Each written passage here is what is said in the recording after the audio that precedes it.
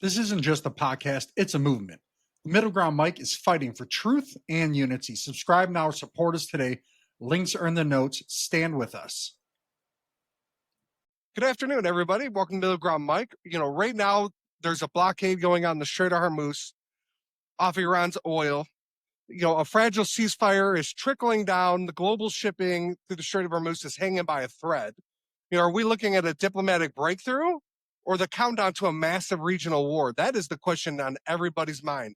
Well, we got a great guest today. He's former Navy JAG officer, former current federal prosecutor, a national security advisor. Don, welcome to the show. Joe, it's good to be here. Thanks for having me on. I've been looking forward to this. Yeah, the naval blockade in the Strait of Hormuz, that's quite a thing. And I've had a couple people on to talk about the Iran situation, and to learn a lot about it has been kind of eye-opening in the fact that some of these things have been kind of going on in the background for a lot longer than people realize. Sure. And with the naval background, I think it's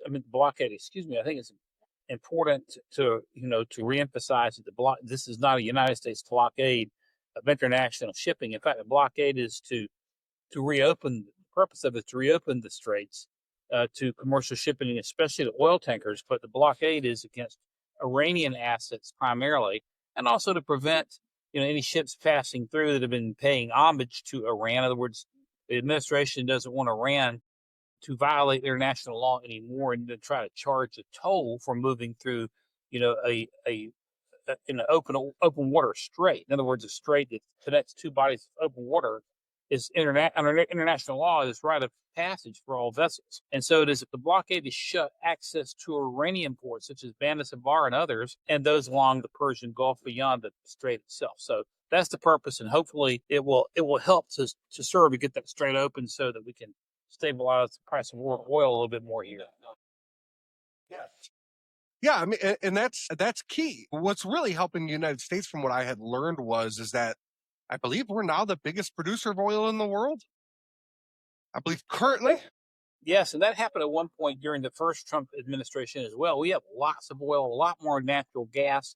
It's interesting. I saw, you see these satellite photos showing the transponders where ships are going. A lot of ships were diverted to what they call now the Gulf of America, coming in there to pick up American oil, which is there's no reason we should not be an exporter of oil with the oil that we have. There's the age-old battle between the environmentalists and the green movement and the need to get oil out. But that's a step in the right direction. And the more we produce, of course, the better it's going to be for prices. Yeah, I believe their onshore oil capacity in Iran's, from what I'm gathering, is only about 13 days-ish, meaning the blockade is a ticking time bomb for their economy. And their economy is already pretty much on the deep end. Yeah, I think the blockade has been, at least the threat of it, if it hasn't fully taken effect yet, more effective than any of the previous economic sanctions put on by any administration. Whether, we haven't been putting sanctions on Iran really by multiple administrations in one form or the other since 1979 after the debacle with the hostages under Jimmy Carter. But, like you say, you cut their ability to sell their oil and you choke them out. And of course, there's a threat also of military action against Karg Island hanging there as well. But, it's interesting because, they're sending guys to speak at these negotiating forums who aren't wearing hijabs or all the Muslim, Sharia Shiite gear. They're not sending the mullahs to negotiate. They're sending folks who appear to be a little bit more moderate. Of course, with Iran, the question and the problem with them has been their track record. Someone said they're the master manipulator of, arguing for ceasefires and then going behind your back and violating the terms. They're very, very good at that. But I do think that this blockade is going to be a tremendous potential economic choke point. So the question is, how rational are they? That's been when you look at Saudi Arabia and the Sunni nations that are on the, in the Persian Gulf. Yes, they may have funded terror. Most of the 9/11 terrorists were Saudi, but they'll work with you. They'll look you in the face and shake your hand and work with you economically. They're not leading with death to America as the Iranians have done, or at least the Shia Ayatollah type leadership there has done. So can it be relied upon to strike a deal with? I mean, and ultimately, I mean, I think the president wants that weapons grade uranium put on an American ship and sailed out of there. And if and when that happens, we'll know that we've got a deal that we can live with. And that's really going to be the ultimate litmus test, in my opinion. No, most definitely. Are we as a country or as a world, are we underestimating the ripple effect that this could really have in the region with oil just in the geopolitics of the Middle East? Because that's, I mean, one person looks the wrong way over there and everything just seems to ignite. Yeah, I mean, you're asking a very good question.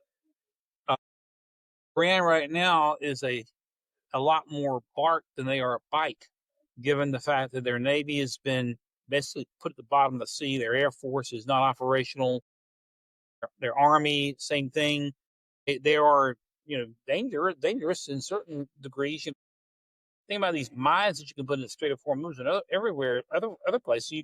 From $1,500 to $10,000, you can get a very dangerous mine and float it out in the ocean. It's a poor man and a terrorist's dream in some ways, just like the notion of a dirty bomb or even the notion of biological weapons. They're cheaper to deploy. So Iran is dangerous. But what they don't have at this point is the present ability to deliver a long-range nuke, which is, of course, everyone's nightmare. Nor do they have the ability really to inflict sustained military damage on their neighbors, other than launching missiles, which can cause damage, of course, and through drones. They don't have an army, don't have a navy, don't have an air force. So from a conventional standpoint, they've been defanged. And they're probably in a least dangerous posture than they've been for years. One of the unknowns that has continued to concern me is what kind of sleeper cells do they have here and elsewhere. They have sleeper cells that they can activate. Right. The borders were wide open for 4 years, and we know that Iranians came across the border. We know that we had radicals coming across the border. The sleeper cell scenario is the type of scenario that has to be most disconcerting. I should use that word. In my judgment, hopefully the FBI is on top of it, and we know where they are. Where some of them are, I mean, already, and I hope we've got an eye on them. But that's the real concern I've got. One of the concerns that you have, if you're able to put together, a nuke or a nuclear ability, is the threat of EMP. And EMP is something that I've been preaching on for some years, and there's been no realistic attempt to harden our power infrastructure. And we need to pay attention to that, because you can put a nuke up over 30 miles up in the air and blow it, and then theoretically you and I wouldn't be having this conversation because we're able to use Zoom and other types of. I guess we're on a different Riverside today. We're on a different type of platform. But the point of the matter is, these platforms and this technology that we take advantage of is largely satellite driven and microchip driven, and that is a real danger that you've got to always be aware of. Right now, I don't know that they have the ability to deliver that type of a blow. Some nations will, but we got to pay attention to that as well in terms of national security standpoint. Yeah, and that goes right back into what I was going to say next. The U.S. and Iran are attempting the peace talks, but we're at least they've fallen off. Then they're supposedly back on. Then this or that. From what I've heard is that the Iranian leadership is completely fractured on whether to make a deal or walk away.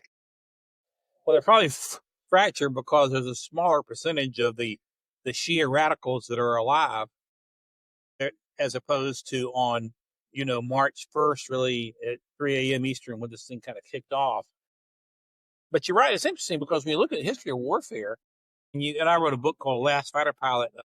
It was a true story of the last known combat mission of World War II, flown by a P-51 pilot, Captain Jerry Yellen, and his wingman, Lieutenant Phil Schlomberg, off of Iwo Jima on the day the Emperor surrendered. And what folks don't realize, we dropped a bomb on Japan in August 6th, told them to surrender. They didn't surrender, dropped another bomb August 9th. And then by the 15th, or the 14th, we should say, we recognized the J-Day as August 14th. It was the 15th there. Truman ordered the bombing campaign to start again. And part of the reason was there was a divide within Japan between the younger officers and the older officers on whether to continue to fight or to negotiate a peace. And while this isn't Japan and this is World War II, we haven't dropped the bomb, there's a very similar, apparently, type of divide going on within Iran. The Persian Empire has been one of the great empires in the history of the world, and even prior to the radical takeover by the Ayatollahs, even in the days of the Shah, it still was, and there is still that potential there. I mean, I know Iranians myself who come here; they're some of the greatest people you could meet, and there's so much potential there that if you could just find a way to bring them into the family of civilized nations, it will be better for everyone. But the fact that there is an internal debate going on, I take that as a positive side. And in Japan, of course, finally there were surrender papers, and they realized there was nowhere to go. And thank goodness for us, we would have lost 1 million men if we had to invade, and we didn't have a lot of bombs left. And but I'm hoping that we're going to see some sort of breakthrough here, and sooner rather than later. Something I had mentioned on a couple of my my previous shows is, and this is what brings me to this point, the Treasury's refusing to renew sanction waivers. They're preparing to enforce secondary sanctions on Iranian oil buyers, particularly China. And this is just coming from a completely outsider's perspective, right? I was a big fan of Ronald Reagan, and kind of like, and reading his book, it feels to me anyways, very mirroring of what he did to kind of cripple the Soviet Union is what we're trying to do with Iran, Venezuela, like crippling aspects of China's economic growth. Let's take a quick break. The Middle Ground Mic isn't just another podcast. It's a movement for unity, for truth, for a future beyond the left and the right. But movements don't grow without people willing to stand up. Subscribe now on Buzzsprout. Fuel this mission directly on PayPal. Every subscription keeps the fire burning. The links are in the show notes. Be more than a listener. Be part of the Middle Ground. Well, there's another very good historical comparison. The drawback, and Santayana, of course, said those are ignorant of history or doomed to repeat it. Churchill made that language a little more colorful. But Reagan basically brought the Soviet Union down through an arms race. If you think about it, I mean, we were the greatest superpower of the world. They tried to match us dollar for dollar when Reagan initiated the rebuild of the United States military from day one of his taking office in 1981. And of course, the Star Wars, the whole threat of Star Wars is effective. Star Wars was never built to a full extent as Reagan wanted it, but the very threat of it forced them they spent into oblivion. And what you have is a powerful, robust capitalistic economy in the United States versus essentially what was an ineffective communist economy, and eventually they fractured. And Iran has, of course, flourished because of its ability to export oil. Of course, I think the notion the president is threatening to blow up their refineries and blow up their infrastructure, which we have the ability to do. I don't think he wants to do it. I think if we ramped up, the next military step, nobody wants to do that because the fact of the matter is Iranian oil is needed in the international marketplace to stabilize prices everywhere. So nobody really wants to do that. I think, you could easily seize control of Karg Island. As you mentioned a moment ago, most of their oil is not coming from the mainland, but you cut that off and you basically have choked them to death. And that is doable. And it's doable, I think, and you're going to have to put boots on the ground there, but because it is a contained area, it's a doable proposition. I hope we don't have to get that far, but they've got to understand if they have any semblance of rationality, that's something that we could do. And my guess is the president will consider doing. I think the president is looking for an off ramp. His legacy with regard, his legacy as commander in chief has been a quick strike and then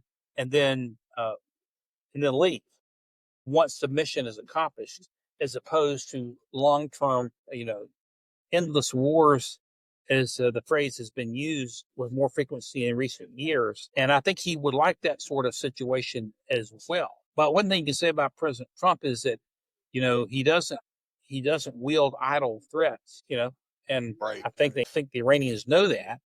And so we'll see how it's going to play out. The next 2 to 3 weeks is going to be really interesting because we're continuing to monitor the success of the blockade.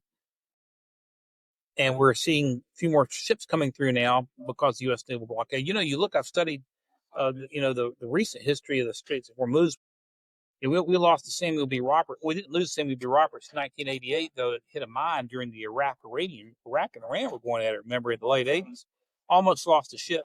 We had a couple of naval vessels strike mines that had been put in the Strait of Hormuz a few years later during Desert Storm, and that's the biggest threat. So you might not have a lot of mines out there, but like Trump says, you got $1 billion ship.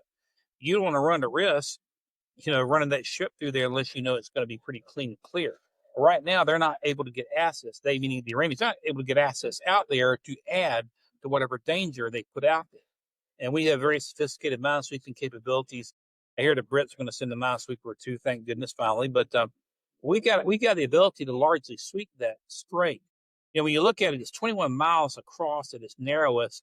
And then you look at the shipping lanes. So the shipping lanes, you have 2 miles. You have 2 miles going east to west, 2 miles going west to east, and then you have a center buffer zone. So you got to make sure that 6 mile highway, so to speak, nautical highway is clear, but you got to make sure that you don't have stuff floating into those channels as well. So we got a work cut out for us, but so far there's some positive signs here. We'll just have to take it. And like I say, we talk again in the next 3 weeks. It'll be interesting to see where we are then. Yeah, I mean, you've analyzed the regime behaviors for years, and something that I noticed compared to the invasion of Iraq, things of this nature, is the Iranian people seem to be a lot more in tune with what we're doing and a little bit more supportive. And I'm not knocking any Iraqis or anything, but this seems to be a little bit more backing of a resistance for change than we had back then.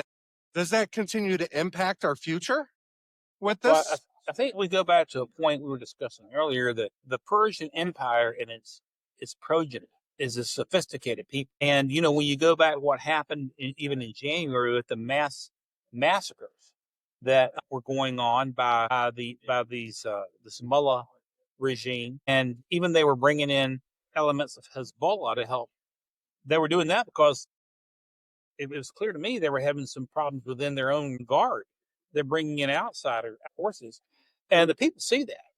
And it's very, very clear that they're dealing with a jackbooted, tyrannical Sharia Islamic dictatorship. And, you can't do that forever. People understand that. They want freedom. And this is a civilization that is unlike, you go back and you look at the Russians going back to the Tsarist days and before then, they've had a little taste of modern westernized, freedom, even up until 1979 and the Shah. So there is more of an institutional, national bearing to what the other side is like than there are in some places.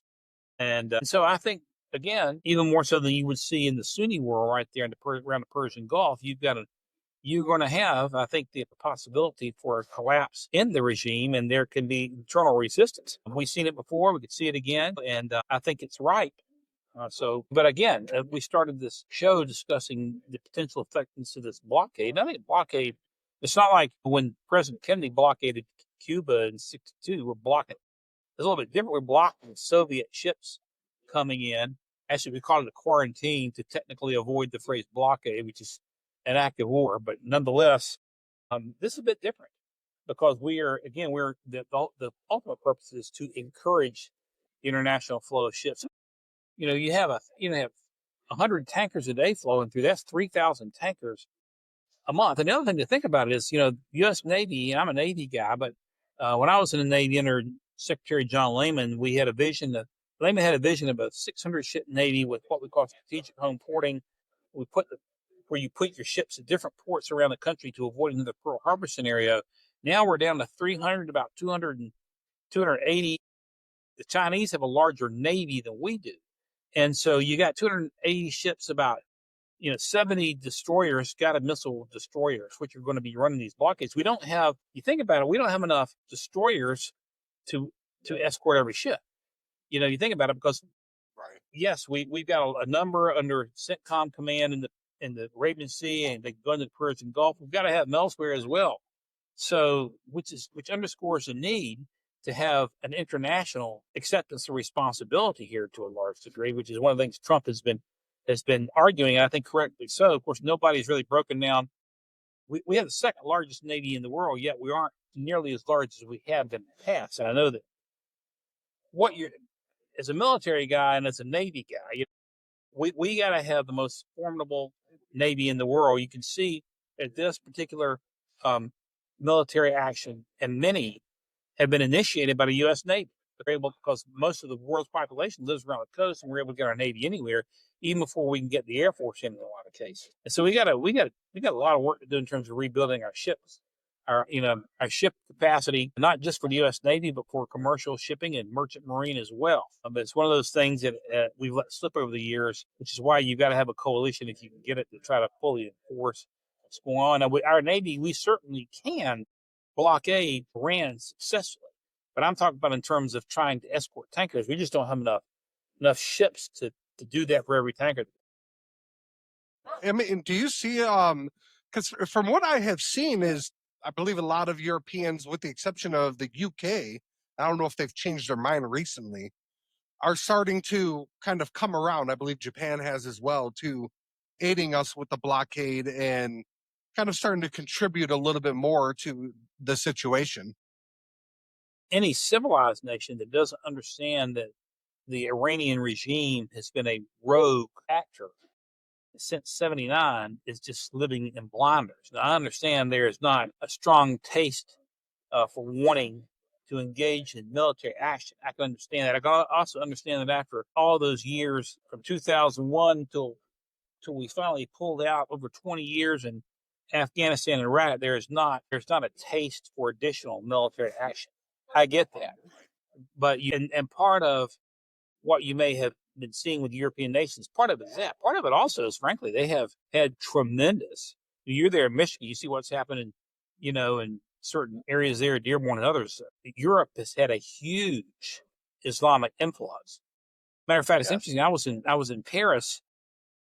I've told this story a few times, but on inauguration night of 2017, I've been invited to go with the American delegation to speak at Hotel Orleans at the invitation of the Nationalist Front Party, Marie Le Pen. And I got on that list. He said, "Why would I read that like Don Brown be on the list?" Well, they were so excited. The Nationalist Front Party was so excited about Trump's election because of what they felt that it would mean for international boundary protection. They wanted the American delegation. So they wanted 2 military general flag officers, and they wanted a U.S. congressman, and they wanted a Trump biographer. And I was selected by the late Admiral James H. Lyons, former 4-star commander of Pacific Fleet, to be his flag aide, so to speak. I'm a lieutenant commander. He's a 4-star admiral. So I was going to go with him. General Paul Valley was there. You may remember Congressman Mike Flanagan, famous for knocking off Rostitowski, was part of that group. Admiral Lyons' wife became ill, and I didn't think I was going. He asked me to go anyway. I'll never forget this. We were at the Hotel Orleans right there across from the Paris Art Museum. It's a 5-star swanky affair, and the general and the congressman and I were watching. We were in this anteroom watching the new president, giving his inaugural address, President Trump, and 2017. He's at the National Capitol. We're in Paris, getting dark. I'll never forget this. The president says, "From this point on, it's going to be America first." And in that moment, I'm going, "Holy smokes, how is this going to go in France?" I'm going to tell you, the room burst out into applause. If I ever get a chance to talk to the president personally about this, I'll do. They burst out into applause. And I wasn't yet getting it. And I realized that, these nationalist front conservatives in France are hungry for border control. And I was giving Admiral Lyons' speech, and I asked my friend Tom Trindle, I read it to him before I left. He said, "Don, if you read that speech, you could get arrested." I said, "What do you mean?" I said, "Well, they don't have a First Amendment in France, and they have hate crimes." And I thought, golly, but I decided, hey, 4-star airman asked me to read a speech. I'm going to do it, get arrested or not. This whole affair was being broadcast on I-24, which, as you may know, broadcast in Europe and Israel. And I'll never forget, I started to read the Admiral's words to this full room in the Hotel Orleans. The chief of staff of the French Air Force were there. We had many members of the Nationalist Front Party who were members of the European Parliament and the French Parliament. And the speech opened, ladies and gentlemen, 20 minutes ago, America's long national nightmare with Barack Obama came to an end. And the first advice I would give to the new president, reading Admiral Lyon's advice, is to declare the Muslim Brotherhood as a terrorist organization. And I'm going to tell you, Joe, that room broke out into applause, and it opened my eyes. The next day, the American delegation was taken out to in a van to the Cathedral Saint Denis.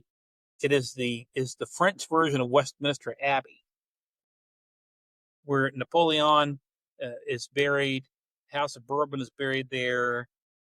We met. They have an annual mass, a funeral mass for Marie Antoinette and Louis to remember their beheading in the French Revolution. And we're sitting there. Next thing you know, they bring the American delegation up to the front of this cathedral, and it's freezing cold in there. It's an ancient cathedral. And we look over to the right. The paparazzi comes in. They're going, shh, shh, shh, what is this?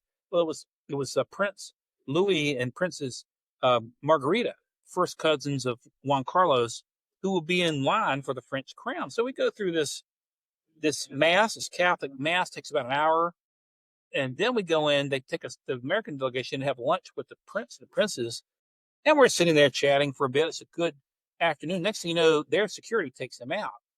Well, we're trying to get out to get back to our hotel, and we can't get Uber to come in there. We can't get, anybody to come pick us up. No cab, no bus, no nothing. And one of the nuns tells us you're in a no-go zone. And next thing you know, we're hearing a call to prayer. And you're hearing it right there. And I've seen it in my own eyes. And so, I can speak a little French with a redneck accent, but our translator says, don't speak English. We made our way back, but it slaps you in the face. And I think that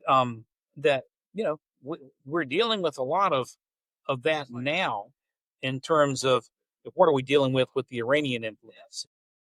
And so I don't even know how I got off into that, but it all is part of the desire. There is a strong desire within, you're talking about the Europeans either contributing or not contributing there, but the large Islamic influence, the most popular boy's name in London and Paris is Mohammed, and Brussels as well, I believe. And so part of the reluctance may be related to that. I can't say for sure, but it's a problem they've got over there, and we're going to have a problem too if we don't get a hold of our immigration situation a little bit.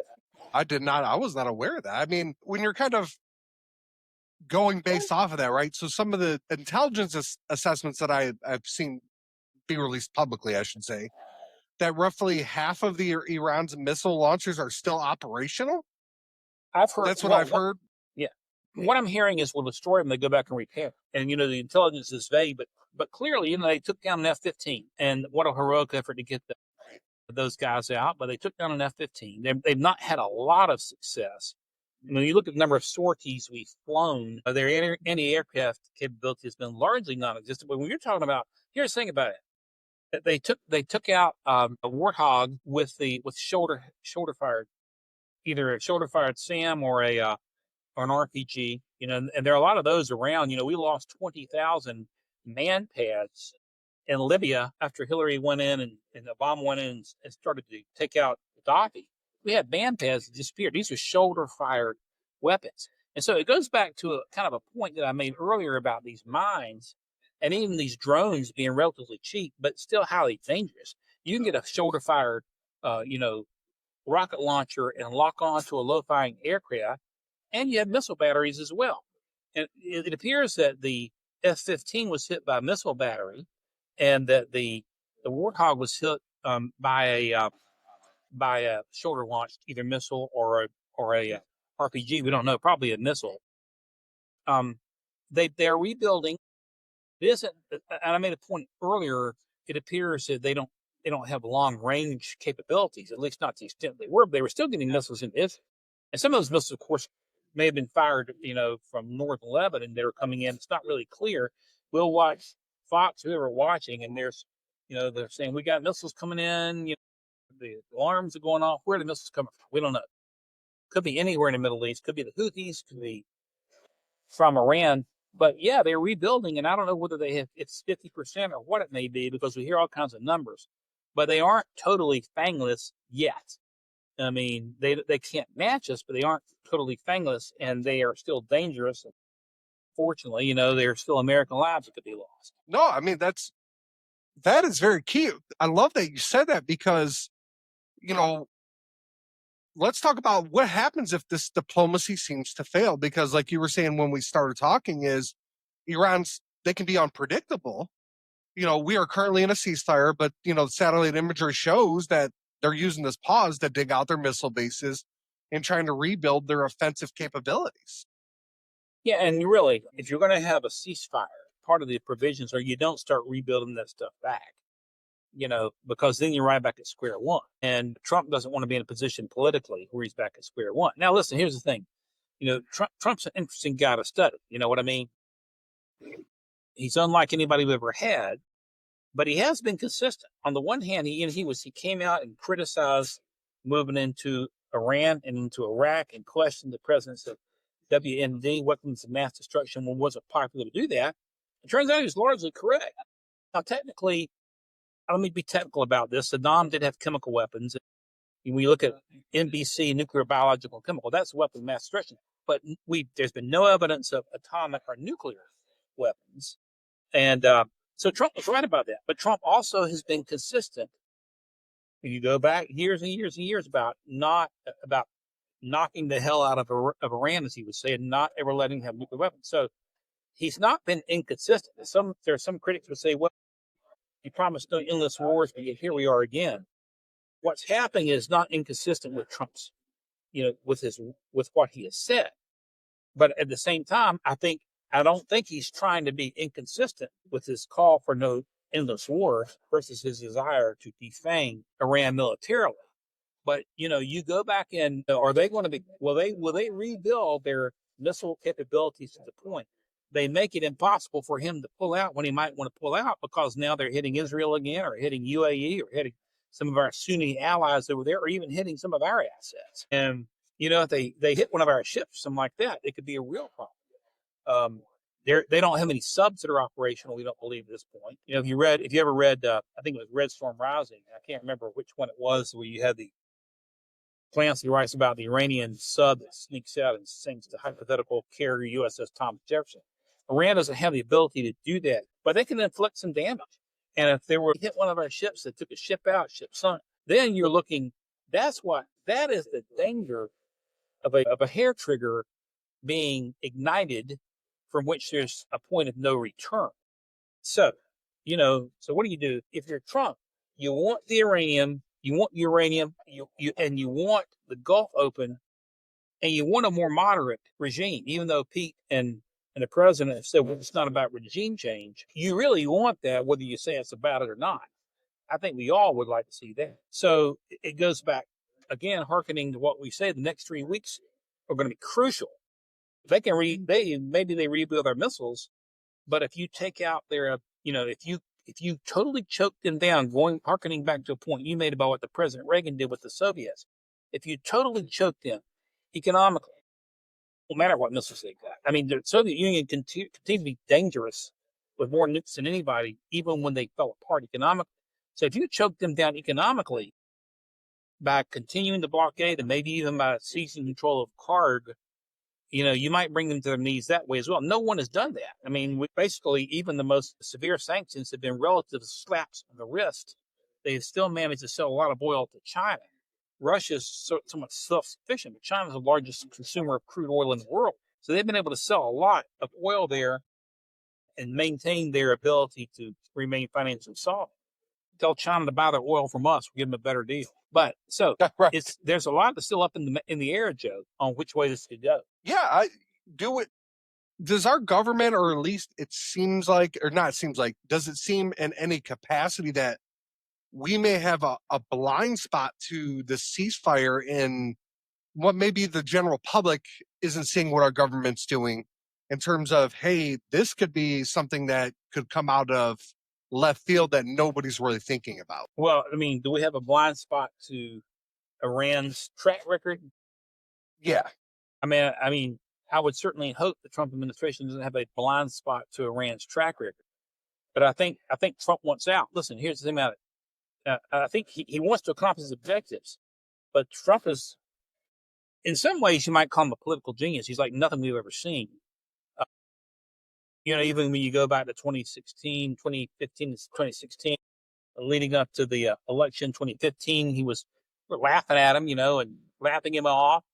I remember the famous film clip of Ann Coulter saying he would be the nominee. They laughed her off. And he's got a unique ability to connect with his base in a way that we've never seen from any president. So he has a base he can connect with who are going to defend him come hell or high water. And, that may be 70 million folks. Who knows what the number is? But at the same time, he doesn't want to undergo tremendous defeat in the midterms.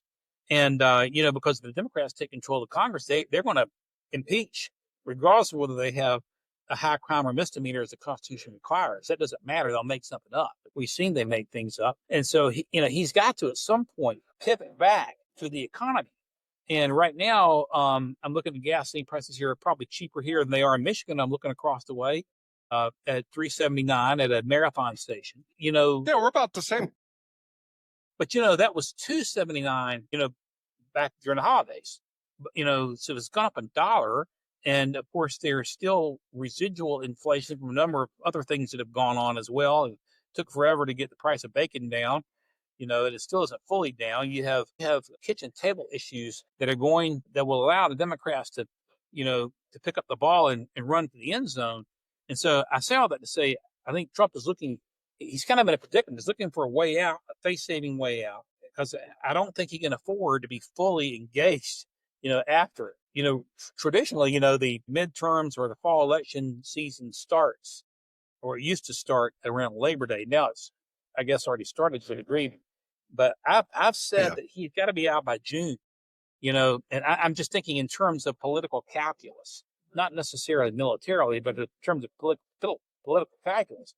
If he's out by June, he still has time to claim victory if he can achieve something that appears to be an empirical victory and give the price of gasoline an opportunity to come back down, which will bring other prices and stabilize those as well. So he's kind of ticking against the clock, which is another factor here that we've got to kind of look at, because I'm guaranteeing he's got his eyes on the Congress. And there was a Cook political report that came out. Maybe you saw it just yesterday, the day before. For Republican seats, including the one that I ran for here in North Carolina, came in second to my buddy Mike Watley.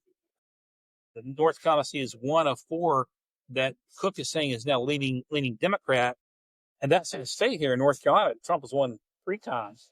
That has a Republican General Assembly, that has a Republican Supreme Court, Democrat governor, unfortunately, Democrat Attorney General, and a couple of other offices, but he can't afford to lose those seats, and he especially can't afford to lose the majority in the House of Representatives, because if we spend the last 2 years of the second Trump administration dealing with impeachment again, all we're going to do is have weakness and gridlock, and it's going to take attention away from more important things. Yes, no, I mean the country we cannot handle going through 2 years of that, whether you like the president or you don't. That we just got too much going on to be stuck in that malarkey, because it was such a distraction from everything else we had going on. Sure. And we might have been able to get ahead of some of the problems that we've hit as a nation if we weren't so focused on that. Exactly. And that's kind of where that goes. And and that's part of the reason why I have the middle ground, right? Because it's, like I tell everybody, we got to be able to talk to one another. 30 years, 40 years ago, yeah, your neighbor might have been a Democrat or a Republican, but you could sit there and have a cup of coffee with them and go, yeah, Johnny's kind of weird, but he's a good guy, takes care of his family and goes to work. Exactly. And now you can't do that anymore. So it's, sometimes somebody could go, the sky's blue, and you're going to have a riot saying it's green. And that's by design, unfortunately. It's by design. It is 1000%. And that's where I think a lot of people are nervous about Iran, right? They're like, is this by design? And from just my knowledge, obviously a lot more closer to it is this has been something that's been bubbling for a long time. And this is just kind of, and it just, things kind of just hit ahead with where it's at. And that's kind of why we're at where we're at. And who knows if this would have happened, but with another president, I think it would have regardless. We just have a president that was willing to go that extra further step. And I don't think sometimes the news does an accurate job of portraying how happy a lot of the Iranian people are with what's going on. I follow she's 40, but young lady named Goldie Gamari. and she's Canadian, but her parents are from Iran. She's from there, and she talks about how everybody she knows there is so happy about our actions there. This appears to be the case. Everything we see, there's a underground swell of support. Yeah. You go back and Obama gives them billions of dollars on the tarmac, and now they're seeing they're hoping to see glimpses of freedom. And Yes. and we wish that for them. But as I've said, somebody said, "Well, what would you advise the president to do?" I've had that question. Yeah, I used to have a classified clearance back in my Navy days. I don't anymore. And so my first response is, I don't know what classified types of information the president was looking at. Right. It was bold. Right. Yeah, it happened fast. Very, very fast. Yeah. Right. As we wind down here, is there anything that to you that the media just seems to completely miss the point on, right? It just goes whoop right over their head that the American public should know. Right. Right. Yeah. And that's the kind of clarity you only get from someone that's been in these situations. Former Navy JAG officer, federal prosecutor, national security advisor. Where can people follow your work and stay up to speed on everything that you're tracking?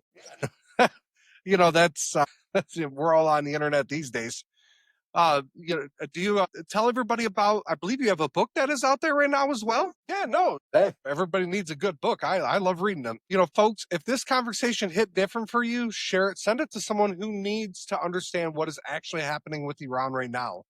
Because this is just not background crazy stuff. This is the story that could reshape the global economy, the Middle East, and U.S. foreign policy for the next decade, or who knows how long, So we will stay on this, and I'll see you next time. Don, I really thank you for coming on and joining the show. It's been a pleasure to have you. Yeah, I would love it.